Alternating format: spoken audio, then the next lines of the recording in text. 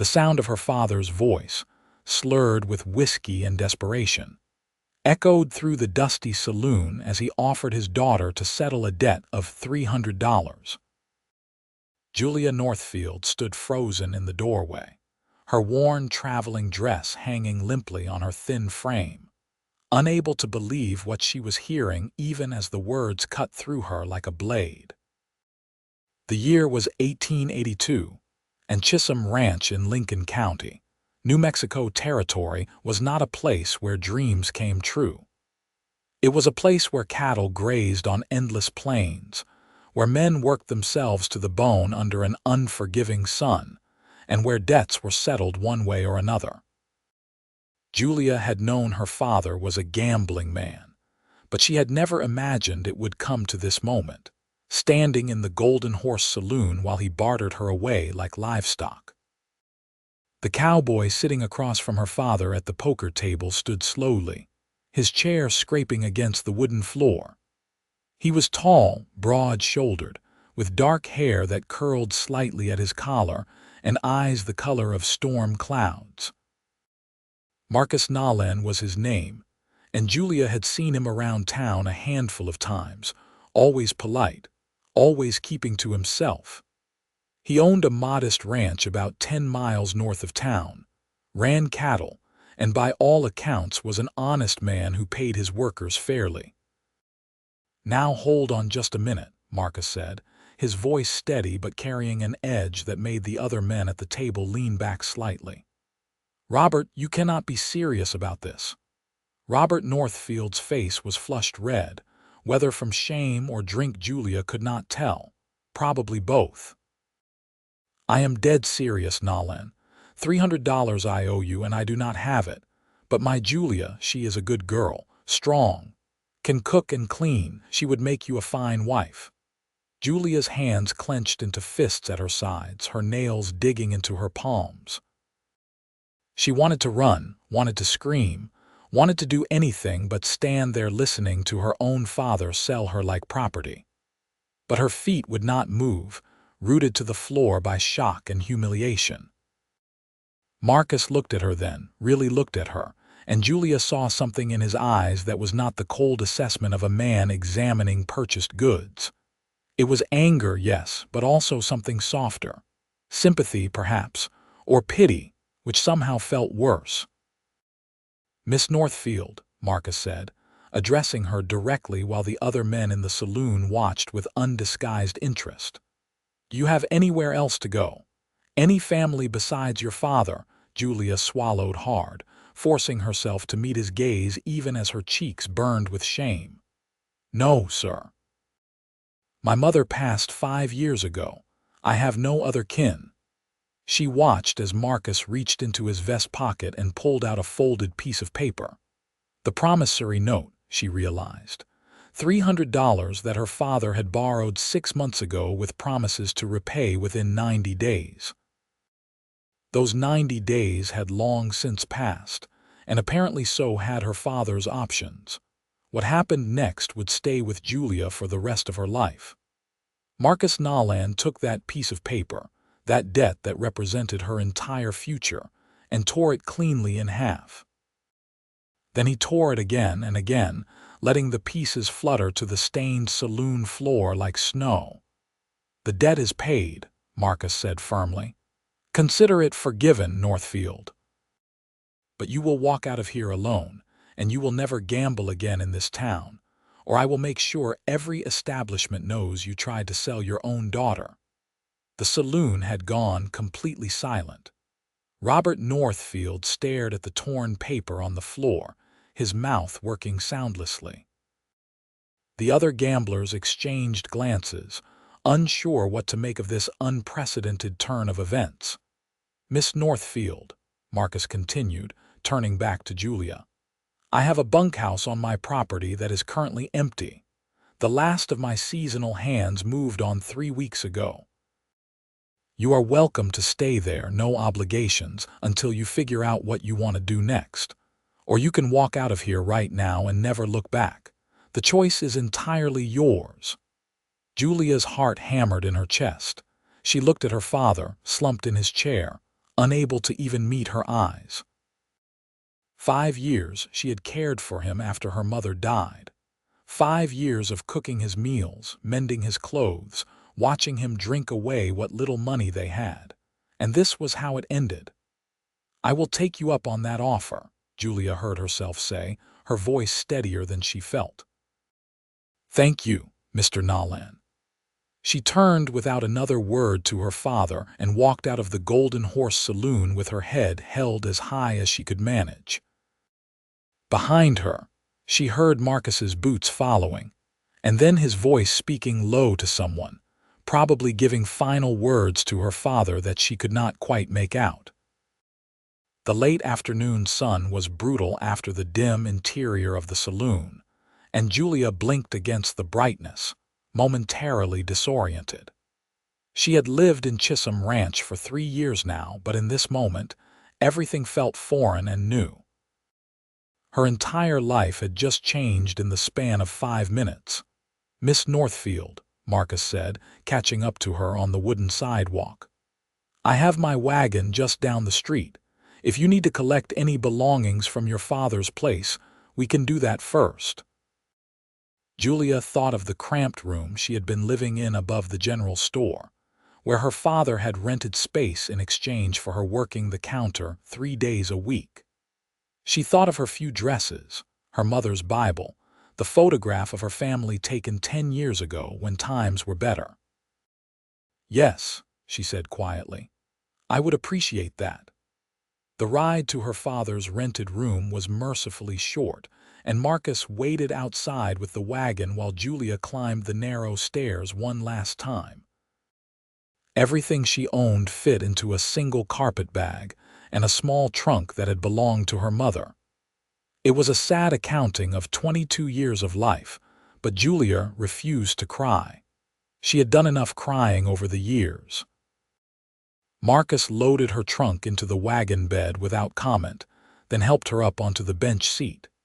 His hand was calloused and warm, his grip steady, and Julia found herself acutely aware of his presence beside her as he took up the reins and guided the horses north out of town. They rode in silence for a while, the landscape rolling past in shades of gold and brown. The Pecos River Valley stretched out to the east, and the Sacramento Mountains rose in the distance to the west. It was beautiful country, harsh and unforgiving but beautiful nonetheless.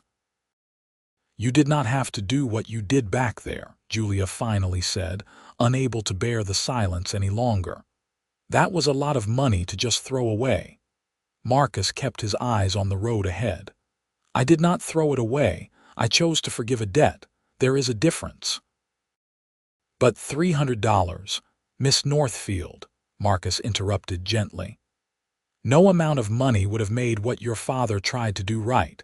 Some things cannot be bought or sold, and a person's freedom is one of them." Julia studied his profile, the strong line of his jaw, the way he held himself with quiet confidence. "Why did you offer me a place to stay? You do not even know me."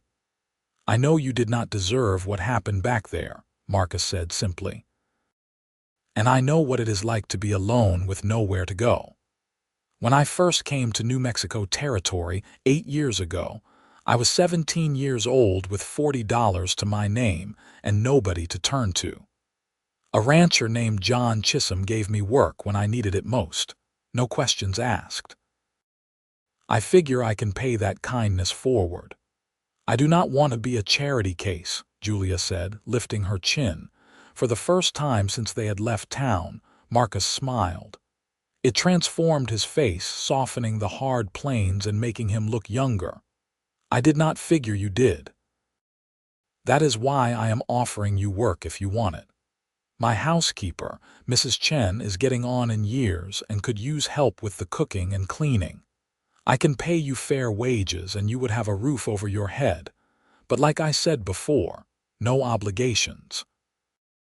If you want to leave tomorrow or next week or next month, you are free to do so." Julia considered this. It was more than she had hoped for, certainly more than she deserved after being offered up as payment for her father's debts. "Why are you being so kind to me?" Marcus was quiet for a moment, and when he spoke, his voice was thoughtful. My mother was in a similar situation once before I was born. Her family tried to marry her off to settle a debt. She ran away instead, met my father, and they built a life together. It was not easy, but it was theirs. She used to tell me that sometimes the bravest thing a person can do is choose their own path, even when everyone else is trying to choose it for them. "Where are your parents now?" Julia asked. "Gone," Marcus said simply. "Cholera took them both when I was 16. That is when I headed west." "I am sorry," Julia said, and meant it. They had that in common at least: loss, loneliness, the need to build something new from the ashes of what had been. The Nolan ranch came into view as the sun began its descent toward the horizon. It was modest but well-maintained, with a sturdy house built of adobe and wood, a large barn, several corrals, and what looked like a bunkhouse set apart from the main house. Cattle grazed in the distance, and Julia could see the gleam of a creek running along the eastern edge of the property. "It is not much," Marcus said, almost apologetically, "but it is home." Julia thought of the cramped room above the general store, of the years spent living on the edge of poverty while her father drank away their future. "It looks wonderful," she said honestly. An older Chinese woman emerged from the house as Marcus pulled the wagon to a stop. She was small and compact, her gray hair pulled back in a neat bun, and she fixed Marcus with a look that spoke of long familiarity. "You bring home a stray again, Marcus Nolan," she said, but there was warmth in her voice that belied the sharp words. "Mrs. Chen, this is Miss Julia Northfield. She is going to be staying in the bunkhouse and helping you around the place if that is all right with you." Mrs. Chen's sharp eyes took in Julia's worn dress, her thin frame, the careful way she held herself. "She looks half-starved. Come inside, girl. I will feed you proper before anything else." Before Julia could respond, Mrs. Chen had turned and headed back into the house, clearly expecting to be followed.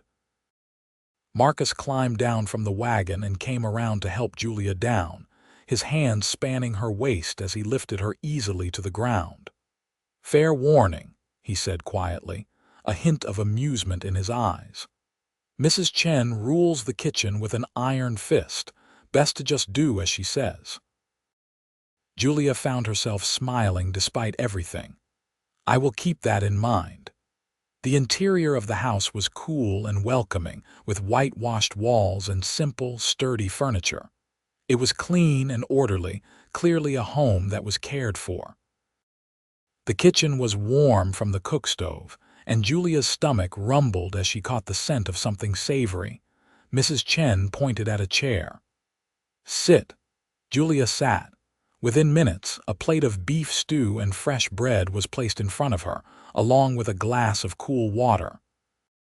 Julia had not realized how hungry she was until she took the first bite, and then she had to force herself to eat slowly, to maintain some semblance of dignity.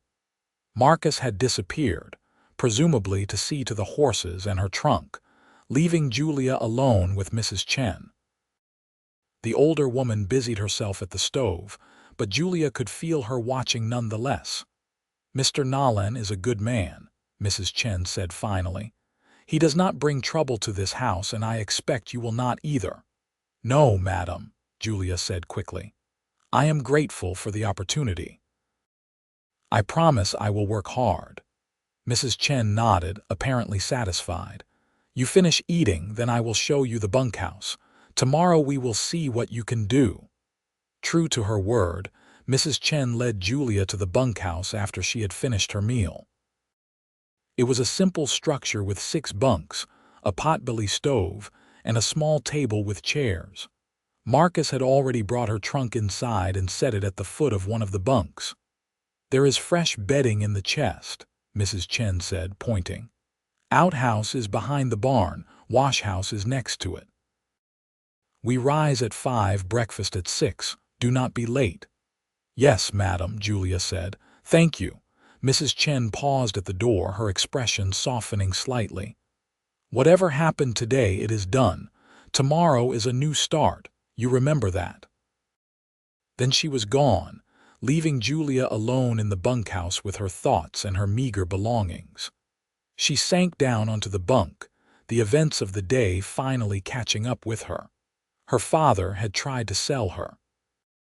Marcus Nolan had torn up a $300 debt and offered her freedom instead.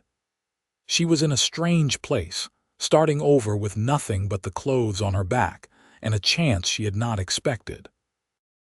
Julia pulled her mother's Bible from her carpet bag and held it close, allowing herself, finally, to cry.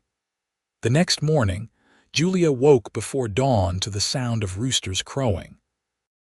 She dressed quickly in her second-best dress, braided her honey-colored hair, and made her way to the main house through the cool morning air. The sky was just beginning to lighten in the east, painting the landscape in shades of pink and gold. Mrs. Chen was already in the kitchen, and she set Julia to work immediately making biscuits while she prepared eggs and bacon. They worked in companionable silence, and Julia found comfort in the familiar rhythm of kitchen work. Marcus appeared at precisely 6 o'clock, his hair still damp from washing, his work clothes clean but well worn. He nodded to both women but seemed surprised to see Julia up and working. "Good morning, Miss Northfield," he said. "I hope the bunkhouse was comfortable enough." "It was perfect, thank you," Julia replied, focusing on arranging biscuits on a plate. "And please call me Julia." "Then you should call me Marcus," he said. "We do not stand on ceremony much around here." They sat down to breakfast together, the three of them around the kitchen table, and Julia learned that this was the daily routine. Mrs. Chen had been with Marcus for 4 years, ever since her husband had died and left her alone. Marcus had offered her work and a place to stay, just as he had offered Julia. "You collect strays," Julia said without thinking, then immediately flushed. "I am sorry, I did not mean," but Marcus was smiling. "Mrs. Chen has said the same thing, I suppose I do. My mother always said that we are put on this earth to help each other, and I try to live by that when I can." After breakfast, Marcus excused himself to see to the cattle and the ranch work, leaving Julia with Mrs. Chen. The older woman proved to be an exacting but patient teacher, showing Julia where everything was kept, how Marcus liked things done, and what the daily routine looked like. The work was hard but honest, and Julia threw herself into it with determination. She would earn her keep and prove that Marcus's faith in her was not misplaced. By the end of that first day, she was exhausted but satisfied, and she slept deeply in the bunkhouse without dreams. The days began to form a pattern. Rise before dawn, help Mrs. Chen with breakfast, clean the house, prepare lunch, tend the kitchen garden, make dinner, clean up, and finally collapse into bed. It was simple, straightforward work, and Julia found peace in the routine. Marcus was a steady presence, always polite, always respectful. He worked long hours on the ranch, often from before sunrise until well after sunset. But he always made time to eat meals with Julia and Mrs. Chen, always asked about their day, always treated them with kindness and consideration. Julia found herself watching him when she thought he was not looking. The way he moved with easy confidence, the way he spoke gently to his horses, the way his face creased when he smiled. He was handsome, she could admit that to herself, but more than that, he was good. Truly good, in a way that seemed rare in her experience. 2 weeks passed, then 3. Julia's dresses began to fit better as Mrs. Chen's cooking filled out her too thin frame. Color returned to her cheeks from working in the garden and the fresh air. She felt stronger, healthier, more alive than she had in years. One evening, as Julia was finishing the dinner dishes, Marcus appeared in the kitchen doorway. Mrs. Chen had already retired to her small room off the back of the house, leaving them alone. "Julia," Marcus said, and she noticed he was holding something. "I wanted to give you this." He held out a small leather pouch, and when Julia opened it, she found money inside, bills and coins that she quickly counted to be $40. "Your wages for the past 3 weeks," Marcus explained. "I should have given it to you sooner, but I wanted to make sure I calculated everything fairly." Julia stared at the money in her hands. $40. More money than she had ever had at one time in her life. "This is too much," she said. "Room and board would come out of this." "Not the way I figure it," Marcus said. "You have been working dawn to dusk every day. Mrs. Chen tells me she has not had this much help in years, and the house has never looked better.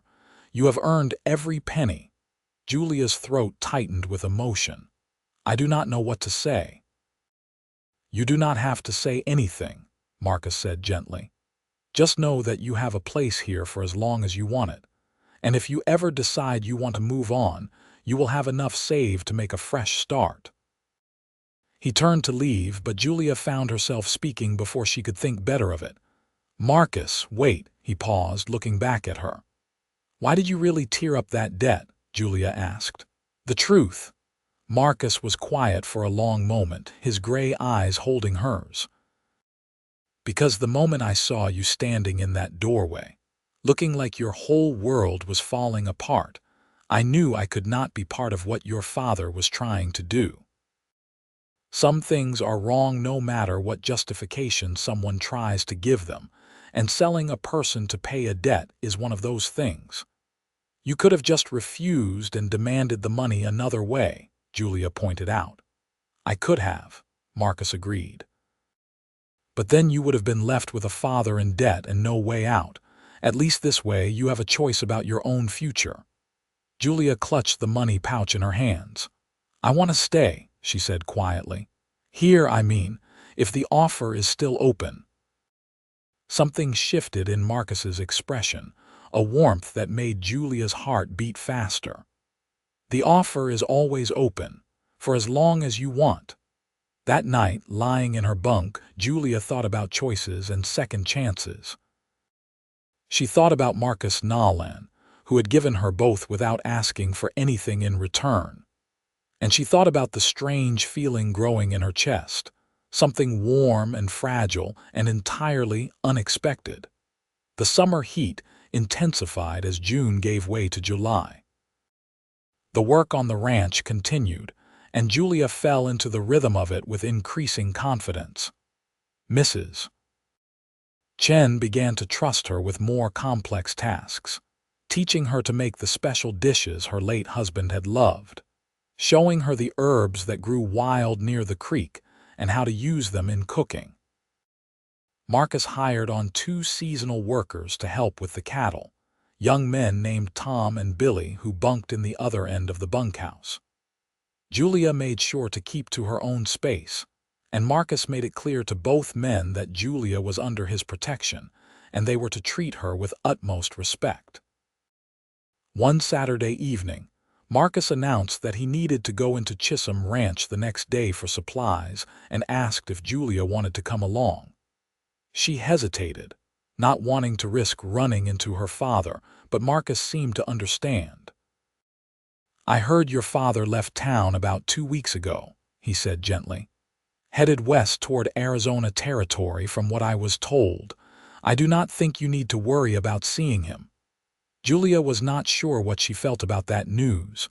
Relief, certainly, but also a strange sadness that her father had left without even trying to see if she was all right, without any attempt at apology or reconciliation.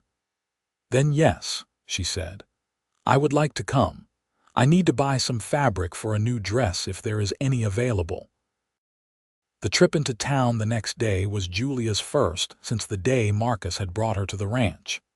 She was nervous at first, worried about what people might say or think, but Marcus's steady presence beside her on the wagon seat was reassuring. Chisholm Ranch was quiet on a Sunday morning, most folks being at church.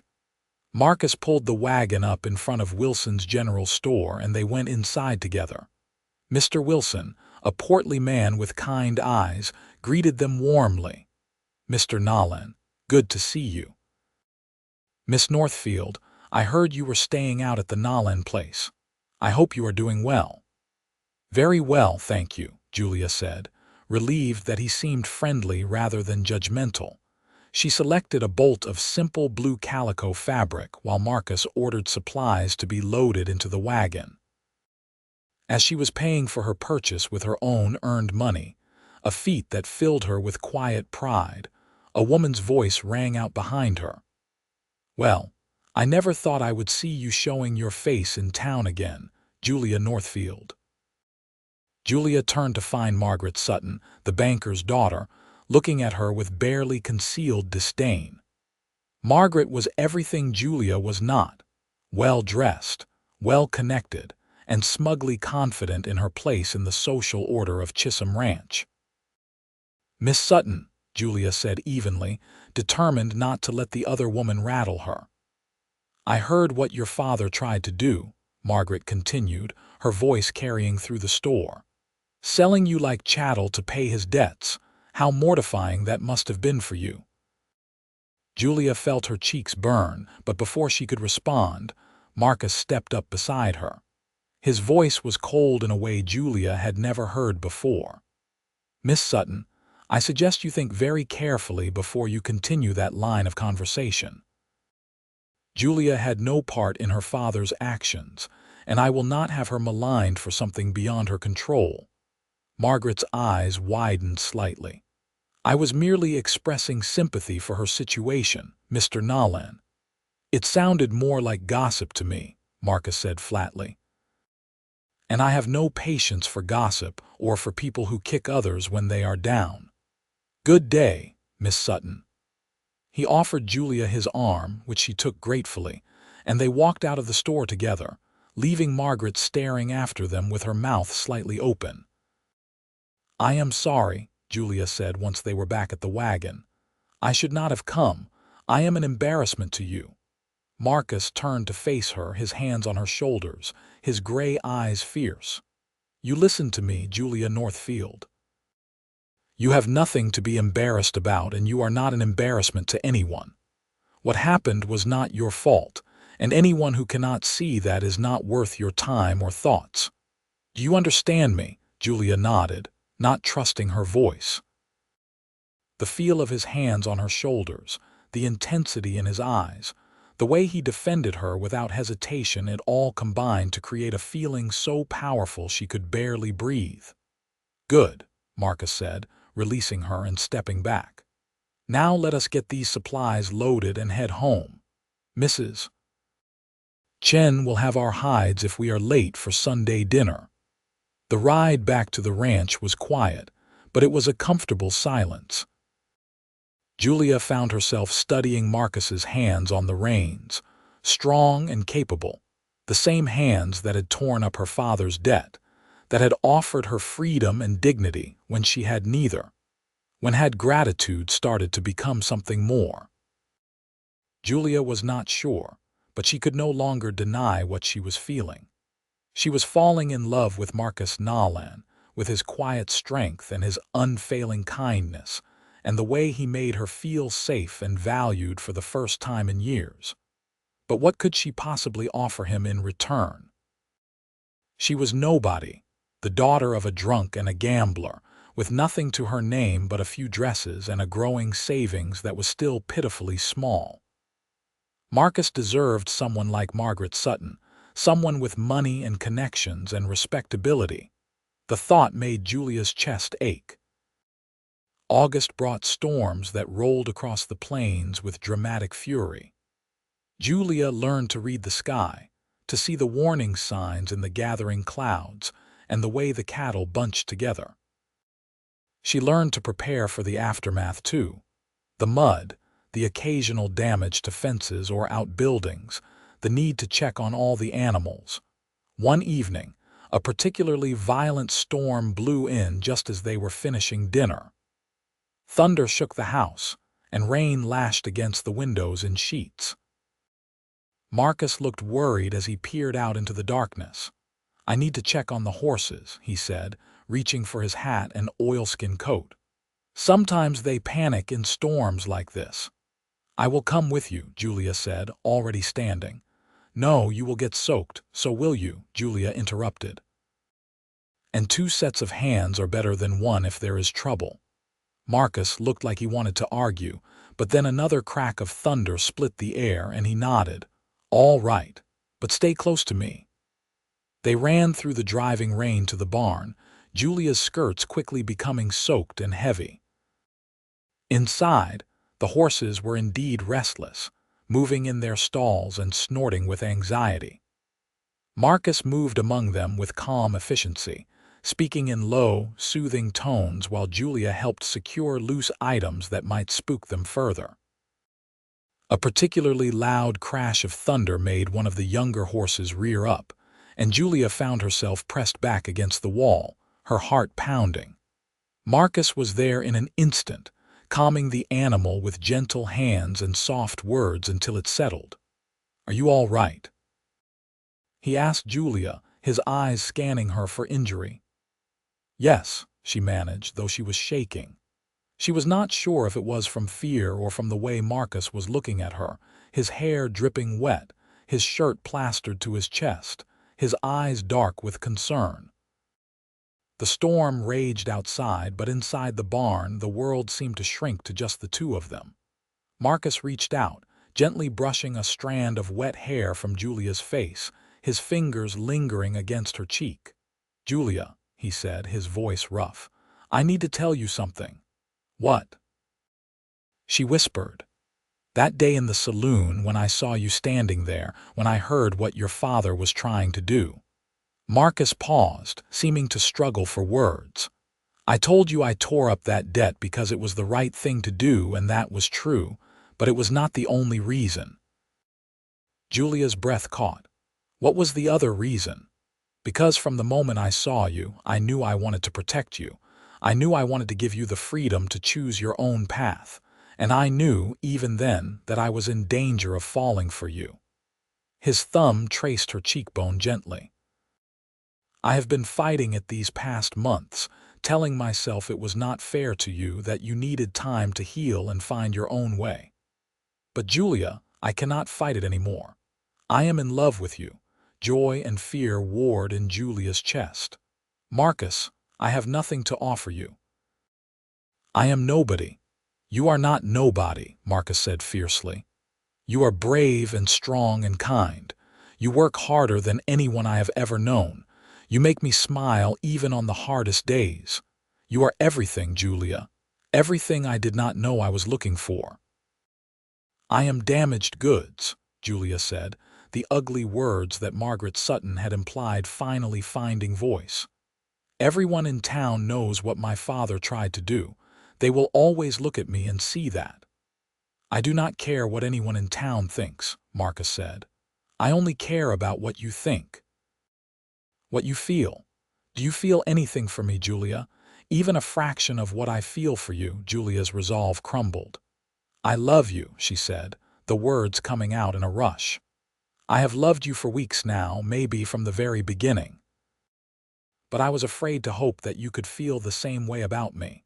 Marcus's smile was like the sun breaking through the storm clouds. "Then stop being afraid. Hope. Dream.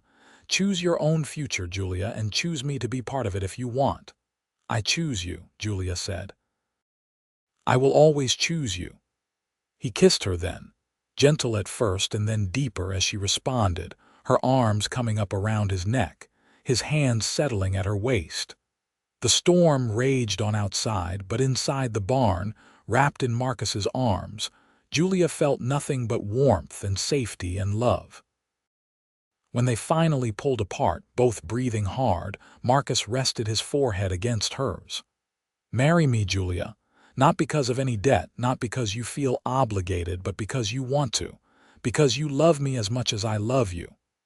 "Yes," Julia said, laughing through sudden happy tears. "Yes, I will marry you."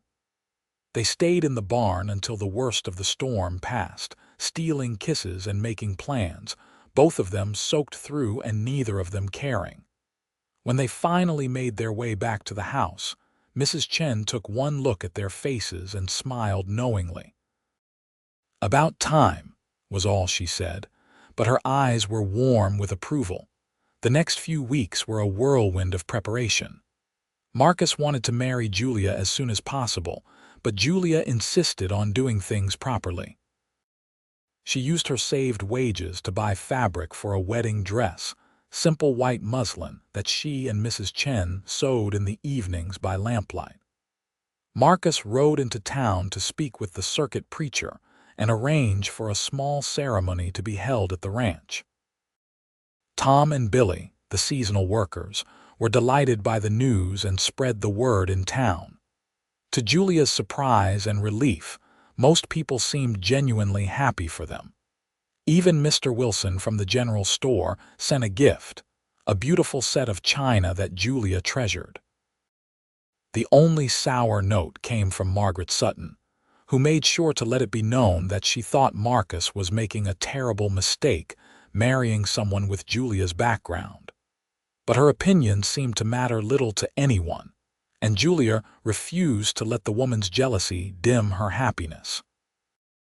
The wedding took place on a brilliant September morning, with the cottonwood trees along the creek turning gold and the sky a perfect, cloudless blue. The ceremony was held in front of the house, with Mrs. Chen standing up for Julia and Tom for Marcus.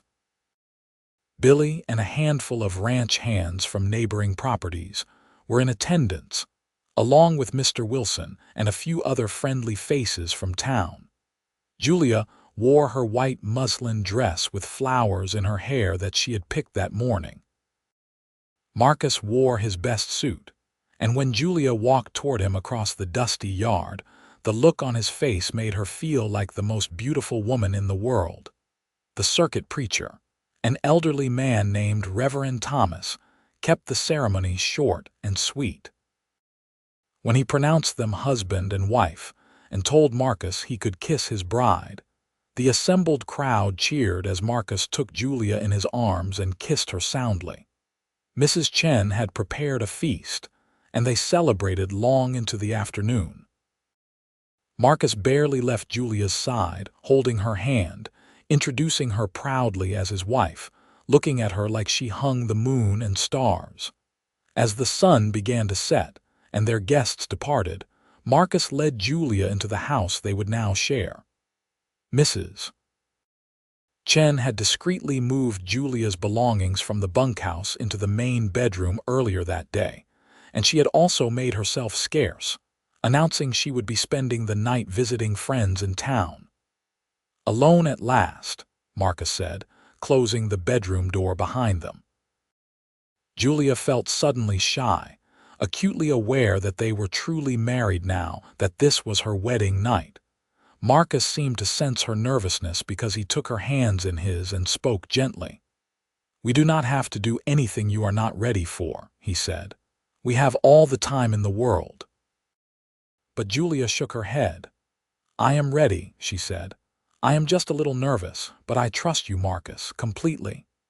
He kissed her then, slow and sweet, and gradually Julia's nervousness melted away into desire. They had all night, and they used it to learn each other, to express in touch and whispered words what they felt in their hearts. Later, lying in Marcus's arms with the moonlight streaming through the window, Julia reflected on how much her life had changed in just 4 months. She had gone from being offered as payment for a debt to being cherished as someone's wife. She had gone from having nothing and no one to having a home and a husband who loved her. "What are you thinking about?" Marcus asked, his fingers trailing lazy patterns on her shoulder. "About how lucky I am," Julia said. "About how you saved me." Marcus shifted so he could look into her eyes. "You saved yourself, Julia. I just gave you the opportunity. Everything else, all the strength and courage and determination, that was all you." Julia kissed him, pouring everything she felt into it. "We saved each other then," she said when they parted. "How about that?" "I can live with that," Marcus agreed, smiling. They fell asleep wrapped in each other's arms, and Julia's last thought before sleep claimed her was that she was finally, truly home. The years that followed were not without challenges, but they were good years nonetheless. The ranch prospered under Marcus's careful management and Julia's support. Mrs. Chen continued to live with them, becoming as much family as employee, a beloved grandmother figure to the children that came in time. Their first child, a son they named Matthew, was born in the summer of 1884.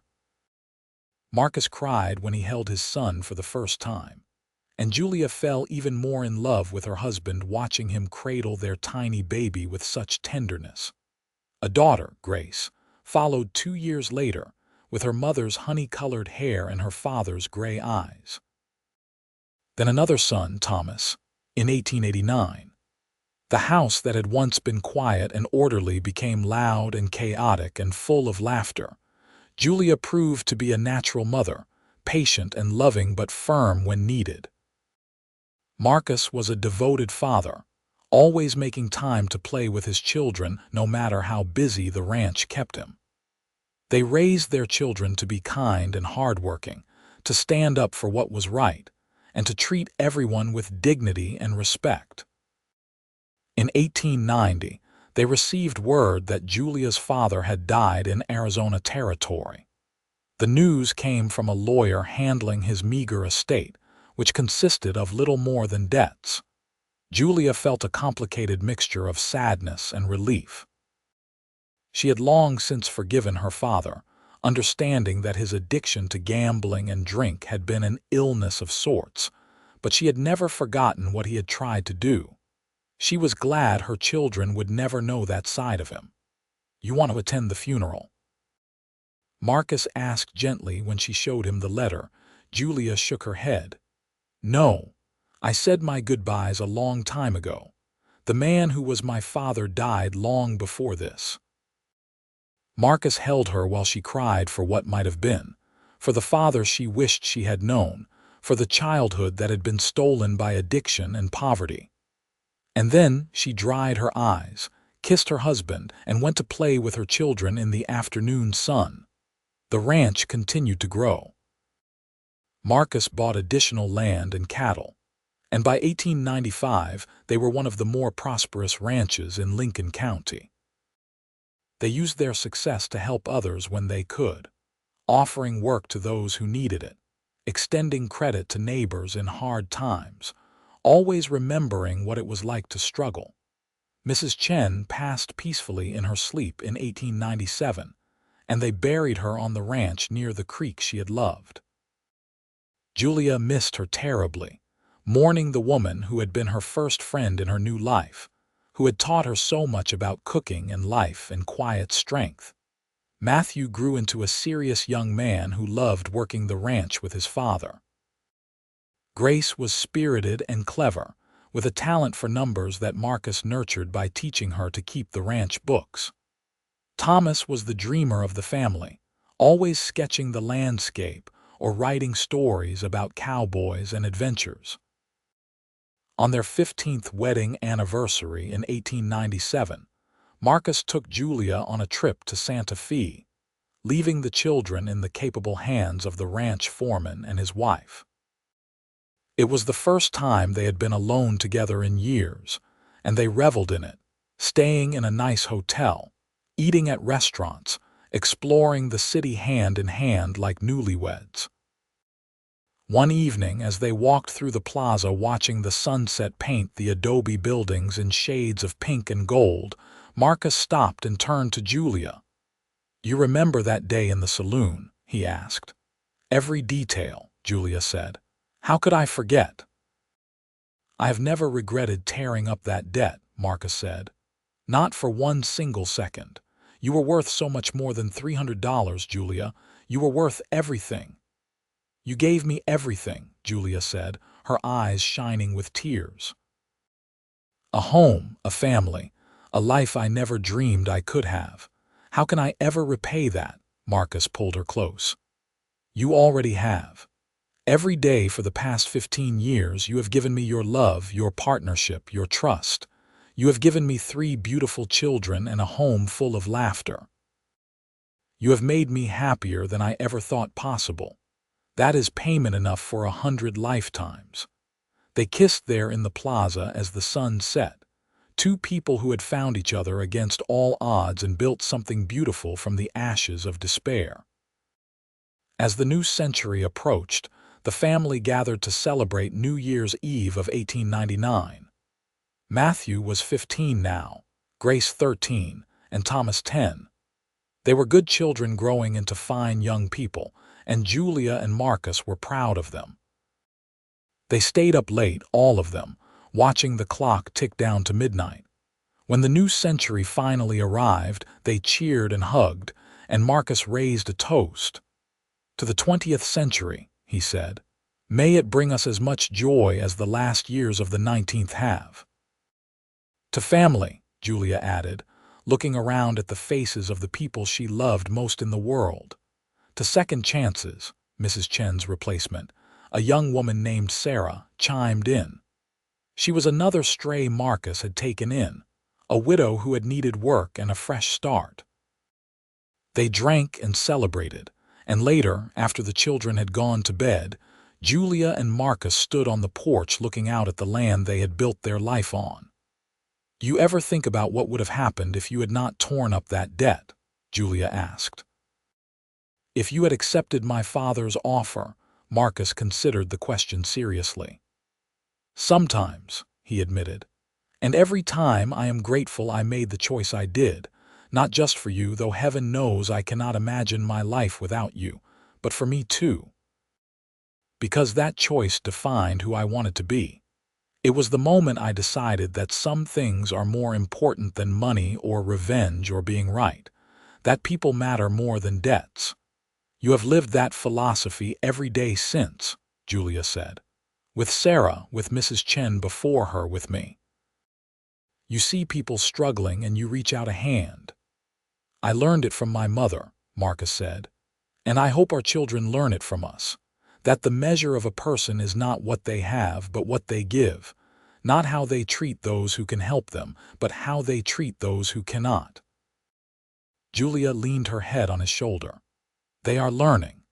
I see it in the way Matthew always makes sure the hired hands are treated fairly, in the way Grace shares her lunch with that little girl at school whose family is struggling, in the way Thomas writes stories about heroes who help people rather than heroes who win fights."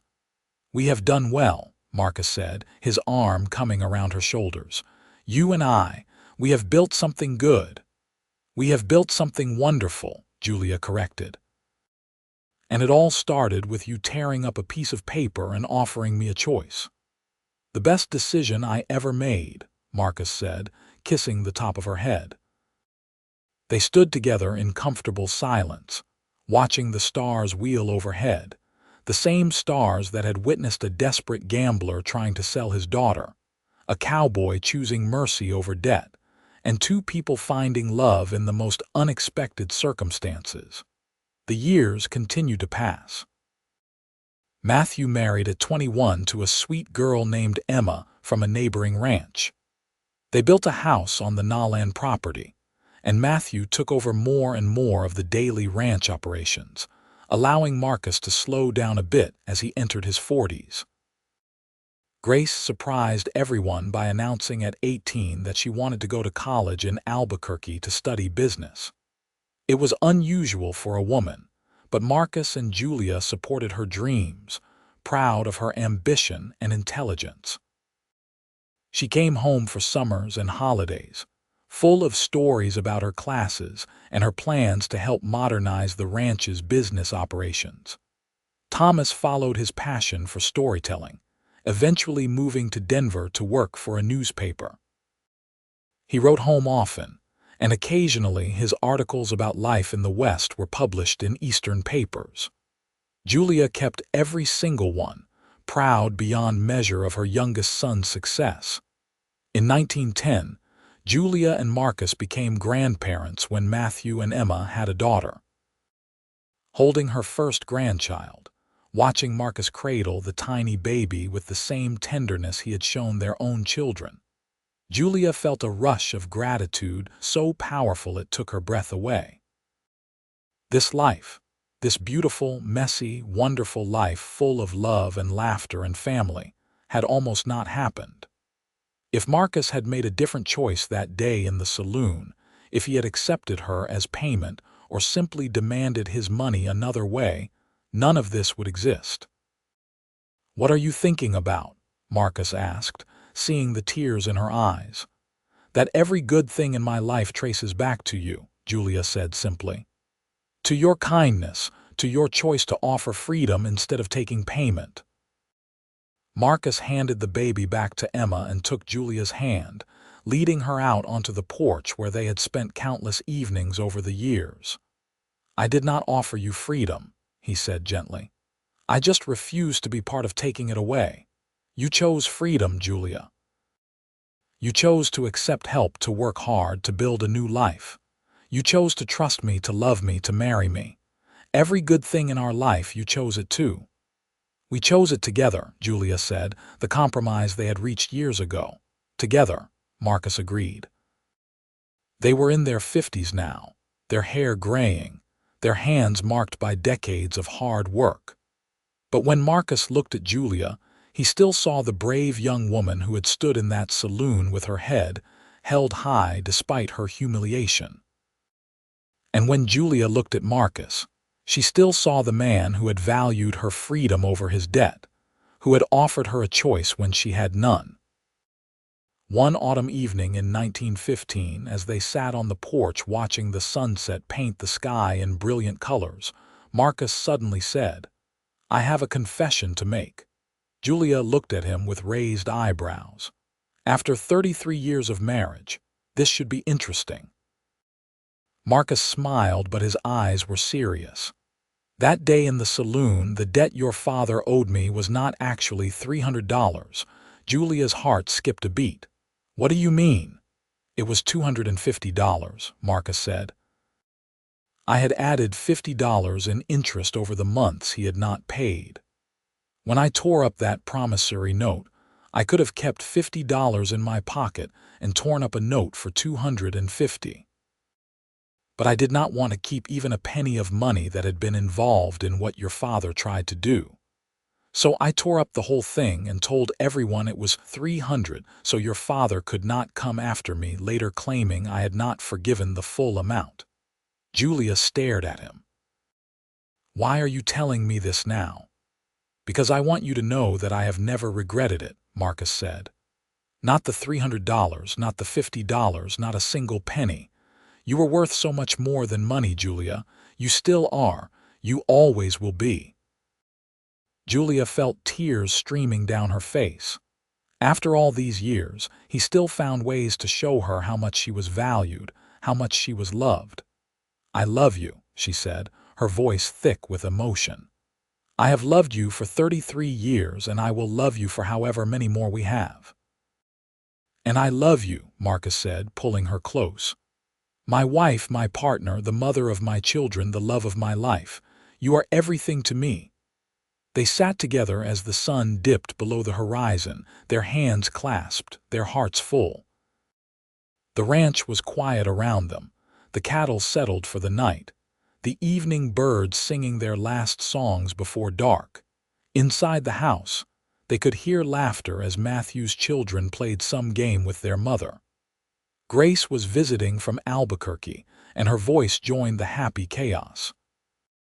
Thomas had sent a telegram saying he would be home for Thanksgiving, and Julia was already planning the feast. Their life had not always been easy. There had been droughts and harsh winters, cattle lost to disease, the normal struggles of ranching life. There had been disagreements and difficult decisions, the challenges of raising children, the pain of losing loved ones like Mrs. Chen. But through it all, they had faced everything together. Marcus and Julia, partners in every sense of the word, their love growing deeper and stronger with each passing year. As the stars began to appear in the darkening sky, Julia thought back to that terrified young woman in the saloon, certain her life was over.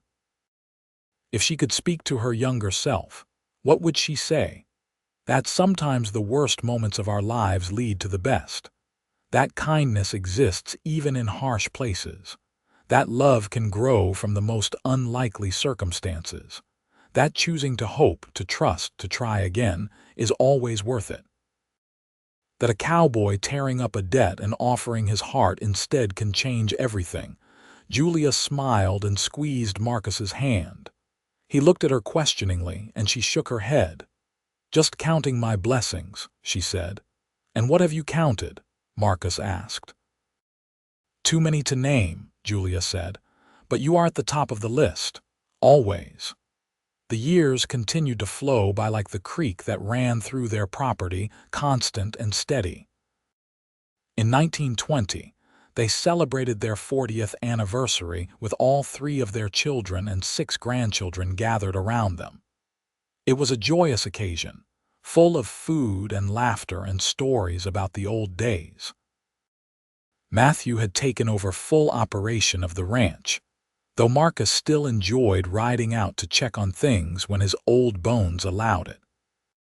Grace had returned to New Mexico after finishing school, and now ran a successful business helping ranchers manage their finances and operations more efficiently. Thomas had published a book of his collected stories about the West, dedicated to his parents. Julia's health began to decline in her early 60s, her heart growing weak. She faced it with the same quiet courage she had shown her whole life, never complaining, always grateful for each day she had with her family. Marcus rarely left her side during her final months. He would sit with her for hours, holding her hand, reminiscing about their life together. The children visited often, bringing the grandchildren who brought Julia such joy. One spring morning in 1923, Julia woke to find sunlight streaming through the bedroom window and Marcus watching her with tender eyes. "Good morning, my love," he said softly. "Good morning," Julia replied, her voice weak but her smile genuine. "It is a beautiful day." "It is," Marcus agreed. "Would you like to sit on the porch for a while?" Julia nodded, and Marcus carefully helped her into her robe and out to the porch where they had spent so many evenings over the years. The cottonwoods along the creek were bright with new leaves, and the morning air was soft and sweet. "Tell me again," Julia said, settling into her favorite chair with a blanket over her lap. "About the day we met." Marcus smiled, taking her hand in his. He had told this story countless times to their children and grandchildren, but he never tired of it. "I was sitting in a saloon playing poker with a man who owed me money," he began. "And then the most beautiful woman I had ever seen appeared in the doorway." "I was not beautiful that day," Julia protested weakly. "I was thin and frightened and wearing my third best dress." "You were beautiful," Marcus insisted. "Brave and proud and beautiful. And when your father tried to offer you as payment for his debt, I knew I had a choice to make. I could take what was offered or I could do the right thing." "You tore up the debt," Julia said, her eyes distant with memory. "I could not believe it. $300 just gone." "Best money I never collected," Marcus said, kissing her hand, "because it brought me you. Everything good in my life started that day, Julia, everything." Julia smiled, her eyes bright with tears. "I chose you," she whispered. "Out of all the choices I could have made, choosing to love you was the best one." "I chose you too," Marcus said, "and I would choose you again every single day." They sat together in the morning sun, hand in hand, as they had done thousands of times before. Julia's breathing was soft and even her face peaceful. She was thinking about their children and grandchildren, about the life they had built, about the love that had sustained her through everything. "Marcus," she said softly. "I am here," he replied immediately. "Thank you," Julia said. "For everything. For saving me, for loving me, for giving me this beautiful life." "Thank you for saying yes," Marcus said, his voice thick with emotion. for trusting me, for building this life with me, for 41 years of happiness." Julia squeezed his hand with what little strength she had left. "Promise me something, anything. Promise me you will keep telling our story, to the grandchildren and the great-grandchildren we will never meet. Promise me they will know that love can grow from ashes, that kindness matters, that choosing people over profit is always the right decision." "I promise," Marcus said, tears streaming down his weathered face. Julia smiled, peaceful and content.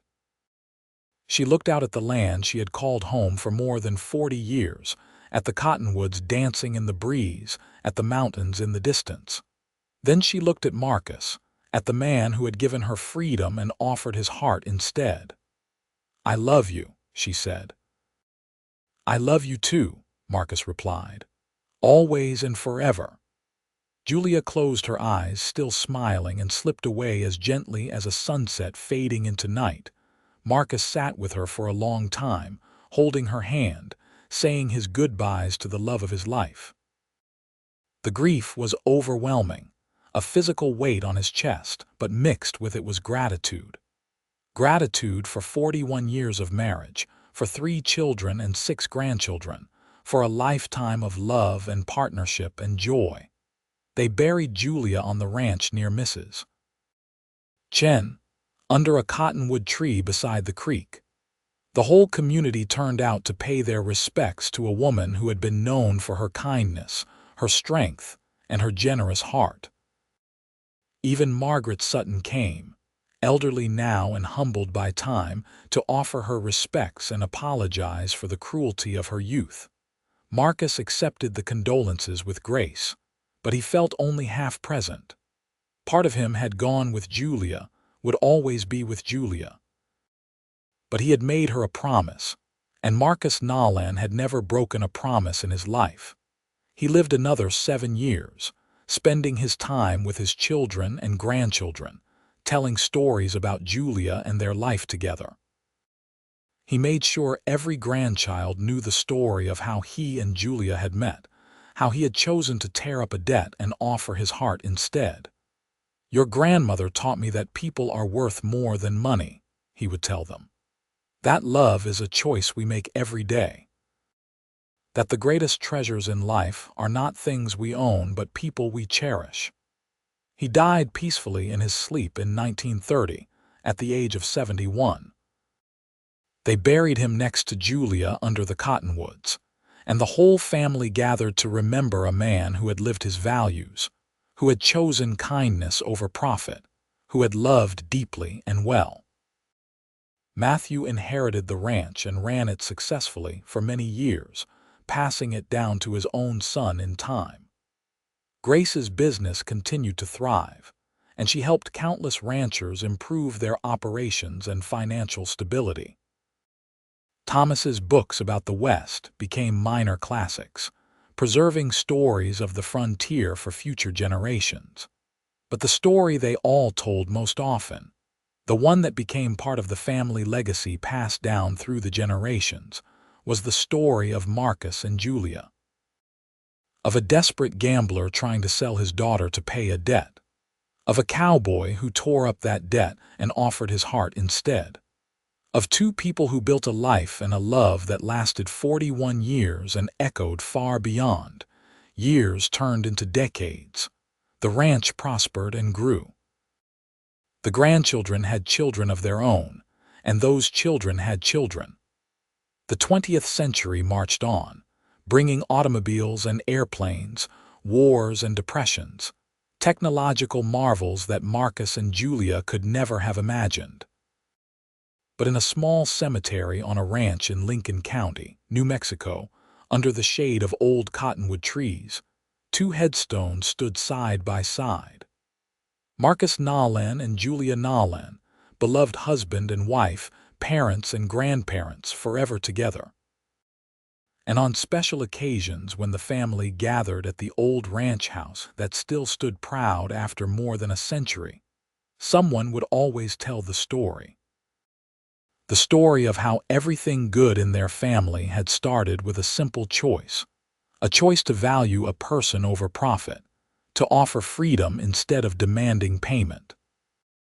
The story of how a cowboy tore up a debt and offered his heart instead, and how that single act of kindness had rippled forward through generations, creating a legacy of love that would never be forgotten.